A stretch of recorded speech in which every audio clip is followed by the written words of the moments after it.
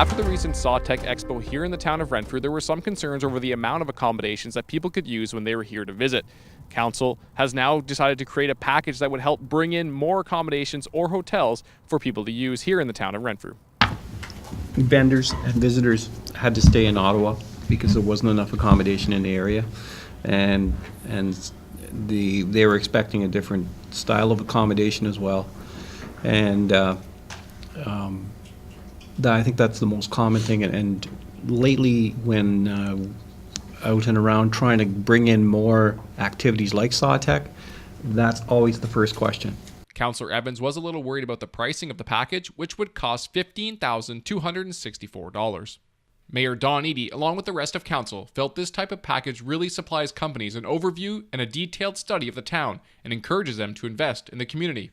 This is one of the most important studies the town could ever do. First of all, the return on that dollar is astronomical. Our lot development fees will pay for that 10 times over to start with.